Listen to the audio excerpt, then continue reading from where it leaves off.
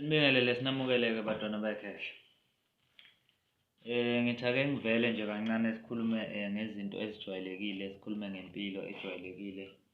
Namhlanje awukho umuntu enguphethe, sizokhuluma nje ngezinto ezikhona la emhlabeni ezisibhekile.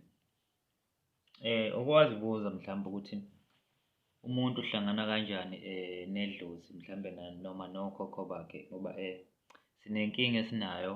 Abantu namhlanje bakhuluma into ey'ningi kuthiwa idlozi liyidimoni nani nani nani nani nani. Ake sizame ukucacisa le nto le kancane nje. Idlozi igazi lakho.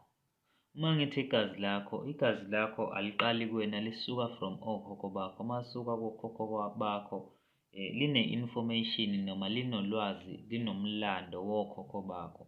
So leyo nto le awukwazi ukuhlukanisa na, okokuqala lokho.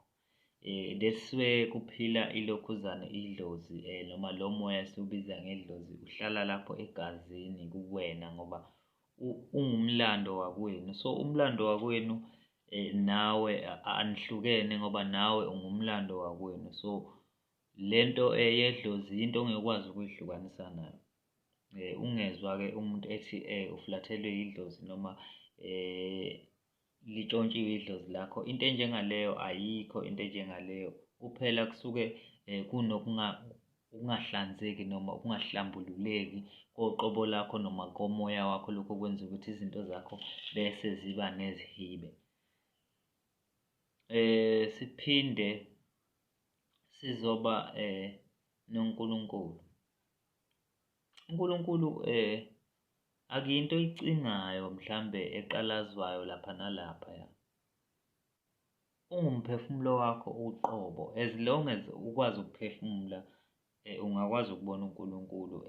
Hhayi ngezithombe, hhayi ngokwemicabango, kodwa ngokuba nguyena uqobo. Lento izokudida uma ukuthi umqondo wakho mhlambe usa-brainwash-ekile ngoba abantu abaningi banenkinga yokuthi badlale abelungu noma badlale elama-Western countries noma labantu laba abale kulamazwe lawa aphesheya, abafika lapha bazosikolonizer basifaka ulwazi okungelona. Ngingasho ukuthi ulwazi ababeliphethe, some of it luthi alube yiqiniso but iqiniso eliphendukezelo elenzele ukuthi li-favour bona. Okay, ake sibheke la. Umuntu edaliwe nje ekhona kunezinto efanele zisivezele ubuNkulunkulu kuyena. So since sazi sonke ukuthi uNkulunkulu ukhona kumuntu ngamunye ngamunye ngamunye, so kunezinto kufanele zisivezele ubuNkulunkulu kuyena noma khona la kufanele ahlale khona uNkulunkulu kumuntu. Nizongixolela bantwana bakwethu ngoba lento ngizama ukuyichaza ngendlela ejwayelekile ngoba anguye umuntu oshumayelayo noma umfundisi. Anginayo inkonzo engithi eyami, no, ayikho inkonzo ekanjalo. Mina ngibheka nje izinto ngendlela yami nangendlela izinto ezifika ngayo kumina. Into eyisimanga kumuntu iyodwa noma into emangazayo engaqondakali ukuthi isebenza kanjani kumuntu, umphefumulo wakhe. Lokho okungenza ukuthi ngiyibuze imibuzo ngomphefumulo womuntu. So umphefumulo womuntu angikhulumi ngomphefumulo wokuthi mhlambe sikhuluma ngento ekude, sikhuluma ngokuphefumula nje kwakho the time uphefumula, breathe in, breathe out, breathe in, breathe out. Leyo nto iyimfihlo kaNkulunkulu. Akekho umuntu ongayichaza ukuthi yenzeka kanjani. Mhlawumbe ngayichaza yena i-process yokuthi umoya uhamba kanjani, ugenerate-eka kuphi nakuphi nakuphi, but kunezinto angeke ekwazi ukuyichaza ukuthi ukuze kube khona lowo moya noma uze kuqale kuthiwa khona leyo movement ekwazi ukugenerate lowo moya, iqalaphi leso spark siqhamukaphi.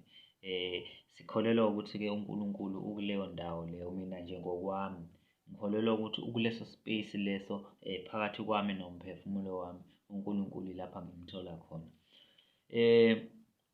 Ngokungafuni ukulindela umuntu othile noma uhlobo oluthile lwendalo noma mhlambe isilwane thizeni noma umoya thizeni, ingilosi thizeni namaphiko thizeni, ngiyamemukela aziveze kumina ngobunjalo bakhe uNkulunkulu. Uma ngithi ubunjalo bakhe ngikhuluma ukuthi ngilindele ukuzwa ngayo yonke indlela ngizokwemukela njengobunjalo bukaNkulunkulu leyo nto leyo. Angilindele ukuthi mhlambe nginama-expectations athile, akukho kanjalo. Le nto kaNkulunkulu ayifuni ibe kanjalo, iyinto e-natural, iyinto ezenzakalelayo if uyivumela. Funa wena uyivumele le nto le yokukholwa, hhayi le nto eyenziwa abantu yakusonta, ukukholwa. No wonder abantu benenkinga yokuthi ngisho imithandazo ayiphendulwa. Angeke ize iphendulwe vele uma ngabe nawe unga-understand ukuthi uthandaza into ebhekephi, uthandaza ukuthini, yini, wenzani kahle kahle, because ufuna u-understand-e ukuthi uma uthandaza wenzani. Okay, right. Uma uthandaza, ngani zakwethu, kuthiwa cimeza. Inhloso yokuthi ucimeze ukuvula iso likamoya. Ngoba ungibone ngikhomba kanje, ngizama ukukhomba phakathi kuleya ndawo elayisenta bathi i-pineal gland. So iyona ndawo osuke uzama uyi-activate-a, le ndawo e-activate-eka uma ngabe kumnyama, njengoba abantu nje ubumnyama bebusaba. Ubumnyama ila kuvela khona ukukhanya, ngani zakwethu. You can never have ukukhanya ungenabo ubumnyama. So ungabuxwayi ubumnyama. Ubumnyama buyingxenye ye-process njengoNkulunkulu njengoba eyingxenye yokuphila kwakho, nedlozi liyingxenye lokuphila kwakho. Yinto ongeke ukwazi ukuyisusa kuwena, umlando wakho awukwazi ukuwususa kuwena, nento ekudalile nobuwena angeke ukwazi ukususa kuwena. Ngani zakwethu, ningazikhohlisi, le nto le isimple, ilula kakhulu, ayidingi ukuthi uze ulokhu uy'buza imibuzo njengoba abantu bezibuza imibuzo bekhombana ngeminwe, nangokukhonza oku-right, nangokukhonza okungekhona, nangokukhonza yabo leyo nto le, asikho isidingo sale nto le. Uma ubheka kahle kahle sonke silwela into eyodwa. Uma silwela into eyodwa silwela ukuthi sibe sekuphileni okuphakeme la sithi masikhuleka noma masifisa izinto zenzeke ngale ndlela esifisa ngayo, kodwa futhi ukufisa kwethu kube ukuthi asiyibulali isizukulwane esilandelayo, ngoba iyona nhloso yethu esinayo. Sifisa ukuphila impilo engcwele, impilo ebunene, eyisisekelo noma elekelela ukuphila komuntu ezweni. Angicabangi ukuthi ukhona umuntu ophilela ukuthi ezweni yena ufisa sengathi kungafikwa abulala abantu, kungabikho ukujabula, kube nenzondo kuphela. Leyo nto leyo yenzeka kumuntu osuke esonakele kahle kahle, singasho kanjalo, because umuntu uma esuke esemncane ezalwa ewumntwana usuke enomphefumulo o-pure, noma umqondo wakhe usuke u-pure, usuke ungangcolisekile ngezinto zomhlaba, usuke ekwazi uku-understand-a omunye umuntu, ubona injabulo nalapho abantu abangayiboni khona. That's why ezohleka noma ngabe wenza into encane kangakanani, umntwana ujatsheliswa nayinto encane. So nje ileyo nto engizama ukuyichaza, ngani zakwethu. Le nto ayifuni ukuthi uze kuthiwa ufake amajazi amakhulu, kumbe ufake okhololo nephika ezinde or something. Iyimfihlo kamoya. Uma uwumntwana kamoya, ukuba umntwana kamoya akulele ekukhohliseni abantu, noma mhlambe ekuzivezeni njengomuntu owemukelekile ebukhosini bukaThixo. Akekho umuntu ongamukelekanga ebukhosini bukaThixo. Manje wena uma uzozenza ngathi uwena wedwa owemukelekile ebukhosini bukaThixo, kumbe mhlambe uwena uqonda iy'mfundiso zikaThixo, lokho kuliphutha elikhulu, ngoba akekho ongayishaya isifuba ngokuthi yena uyayiqonda imfihlo kaNkulunkulu elapha ezweni. Sonke siyakhumbutha, sicinga la kucingeka khona, silandele emlandweni ukuthi yini esingayithola engasisiza ukuze sikwazi ukuthi siphokophele phambili, because inkinga esinayo kakhulu, abantu bahlukumezekile, abantu injabulo abayazi, abantu imithandazo yabo ayifiki kuNkulunkulu, kodwa banaye ngaphakathi. Inkinga enkulu leyo, inkinga enkulu kakhulu efanele sizame ukuyilungisa. Ngoba ngisho imithi lena siyayigaya sikunikeze, angeke ize ikusize uma ukuthi uNkulunkulu olapha kuwena kaniqondene naye, mhlambe awumu-understand because ungamandla kuwena. Uyena okwazi ukwenza izinto zenzeke, lo Nkulunkulu ophila la kuwena. Angizukumbiza ngamagama ukuthi unaliphi igama, mhlawumbe ukuthi uJesu or something or bani, kodwa kunalo moya ongcwele olapha kuwena ngaphakathi. Kuzoba namadlozi kuwena. Uma ngikhuluma ngamadlozi, ngikhuluma ngabokhokho bakho, okuyinto ongeke ukwazi ukuyihlukanisa nayo, no matter ukuthi ungcwele kangakanani. ngisho ungangcwele kangakanani ithambo lakho angeke lize liyeke ukuba nomlando wabokhokho bakho. Leyo nto leyo inguwena uqobo. So uma ubalekela leyo nto kufanele ukuthi ubalekele isithunzi sakho, which is something impossible, I understand. Akunandaba ukuthi ufunde kangakanani, kodwa ukhombisa ukungabi nabo ubuhlakani uma uthi wena okhokho bakho abakhona ukuphila kuwena, ekubeni igazi lakho nethambo lakho lisabela kokhokho bakho nanoma yinini. Ngisho ungadlula iminyaka eyishumi sewashona, wahlanjululwa ngamachibi, wenziwa njani, ithambo lakho lisasabela umlando wokhokho bakho. Angazi noma uyangiqonda yini. So bafowethu, azizame ukubuya nganeno, zizame uku-understand izinto, zizame ukuqaphela ukucabanga, because awukwazi ungakusebenzisi ukucabanga ngani zakwethu. Kunabantu abacabangayo kodwa abakusebenzisi effectively, like bayayicabangela nje natural. Abafuni ukuyicontrola lento le, bathi uyinika i-attention, because lento yokucabanga i-critical kabi ukuthi ungavele uyiyeke nje izenzakalele noma kanjani, because into oyicabangayo i-energy iyabiza kakhulu ngani zakwethu. I-energy ibaluleke kakhulu, so kufanele wazi ukuthi la uyi-director khona awuyi-misuse, uyi-director somewhere la izoba effective khona noma la izoba protective khona, ikusize kwikusasa elilandelayo, because ekugcineni kwakho konke akekho umuntu ozokusiza, wena ozozisiza. Ungalindela ukuthi mhlawumbe nomkhulu uthe unempande ukuthi unamagxolo ukuthi baba akudlalwa la bafowethu, akudlalwa la. Kunezinto nami engingakwazi ukuzenza, kunezinto engingakwazi ukuzenza, like for instance ngikwazi ukushintsha indlela ecabanga ngayo ngomuthi. Kufanele wena ushintshe indlela ecabanga ngayo, indlela obheka ngayo izinto, because indlela obuka ngayo izinto iyona ebaluleke kakhulu, because inomthelela omkhulu la ekuthatheni iy'nqumo zakho. Isinqumo nesinqumo sithathayo namhlanje silidela empilweni ozoyiphila kusasa. Angikhathali ukuthi sincane kangakanani, but sizoba nomthelela empilweni yakho. So iyona nto engizama ukuthi siyibheke ngani zakwethu, singagcini siphusha inqola engahambi, ngoba ekugcineni sisebenzisa amandla. Ngiyakunika umuthi, ekugcineni kwakho konke umqondo wakho awukho esimeni sokuthi ungaphumelela. Ufuna kodwa umuntu okuphumelela kumina, kodwa umqondo wakho awukho esimeni sokuphumelela. Angizukwazi ukuyenza leyo mlingo mina yokuthi uphumelele umqondo wakho ungekho esimeni sokuphumelela. Nomuthi uzozama ukusebenza noma uzosebenza indlela osebenza ngayo, but kufanele umithe halfway. Kumele u-understand-e i-equation noma i-process yokudala kwezinto emhlabeni, because sinamandla okudala, siphiwe lamandla okudala. uNkulunkulu okuthina la ngaphakathi uyakwazi ukudala, so kufanele wena ukwazi ukuthi umvumele asebenze kuwena. Anginandaba ukuthi umvumela ndlelani, kodwa khona fanele umvumele asebenze, because uyena kuphela okwazi ukwenza izinto zenzeke. Ya-understand, uyena kuphela ukwazi ukwenza izinto zenzeke, akanagama. But ilo moya ongcwele, lo moya ogcwele uthando ngaphakathi kuwena, iwona moya okwazi ukwenza izinto zenzeke. Lo wenzondo angeke uzokusiza, angifuni ukukhohlisa ngane yakwethu, noma ngabe kuthiwa wena uthi inhliziyo yakho ayixole kangakanani, kodwa angeke ize ikusize leyo nto leyo. Into ezokusiza ukuba nothando, ube nomusa nesihe ekuphileni kwakho nabantu abaseduze kwakho, kodwa ungabe isilima. Ungavumeli abantu bakusebenzise, qonda iqiniso, ungagudluki endleleni yakho, ungakhohliswa ngabantu, ungavumeli abantu bakwenze uyibukele phansi, ungavumeli abantu balawule indlela ocabanga ngayo, ungavumeli imizwa ikuthathise iy'nqumo. Iy'nqumo y'thathwa under i-pressure yemizwa. Iy'nqumo zithathwa ngomqondo, nge-logic, nge-sense, ngama-calculation with precision, ukuthi kahle kahle yini oyifunayo, lento izokulidela kuphi nakuphi. You-understand?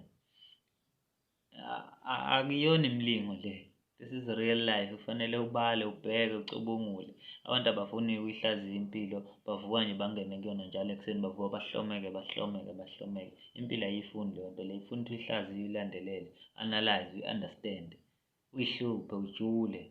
Lento yokungafuni ukujula le izokwenza ukuthi ube nenkinga, ngoba manje awukuze ukwazi ukubukela izinto zingakafiki kuwena, because ufuna ukwazi ukubona izinto zingakafiki kuwena, ukwazi ukuforeseeya i-future ukuthi okay, uma ngimuva ngiyale le movement yami izothinta u-1 no-2 no-3 no-4 no-5 until kuze kufike esigabeni esiwukuthi. Ungaqhamuki usu-surprised uma kwenzeka izinto noma kuvele igameko empilweni yakho. Ileyo nto engizama ukuyichaza.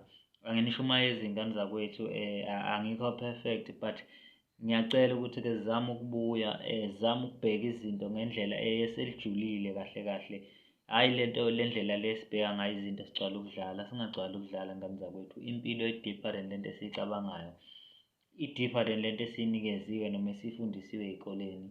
Sifundile sonke ey'koleni, imfundo ayisiniki lento esiyifunayo, siyashoda, we are hungry, umphefumulo ulambile ngane zakwethu, ulambele ulwazi oluyilona noma ulambele iqiniso. So zihluphe ngane zakwethu, zihluphe. Ulwazi likhona la ngaphandle, lugcwele yonke indawo. Ungafolowi amalekhuzana, i-content engenasidingo empilweni yakho. Isinqumo nesinqumo sento oyithathayo akube ukuthi sizolidela imiphumela emihle empilweni yakho. Kungabe ukuthi uvele wathatha nje isinqumo wangasi-check-a ukuthi iyiphi i-effect ezizoba nayo empilweni yakho, because ekugcineni konke into efanele ilunge impilo yakho. Uma usazikhohlisa wena, akekho omunye umuntu ozokutakula kule nkinga okuyona. Asilwe ingane zakwethu, asixabani bantwana bekhehla, kodwa ngiyacela abantu bavule umqondo bese-ke bethatha umuthi, because umuthi uzoba nenkinga uma ukuthi umqondo wakho awusebenzi. Ngingaqeda amasa-ke emithi la ngizama ukukusiza, kodwa umqondo wakho uma ungasebenzi angeke uzokwazi ukusiza ngayo. Uma uzozibopha wena uzicindezela wena, mina ngeke ngize ngikwazi ukukusiza. Uma unga-understand indlela zokuphila, ayikho mina into engizoyenza.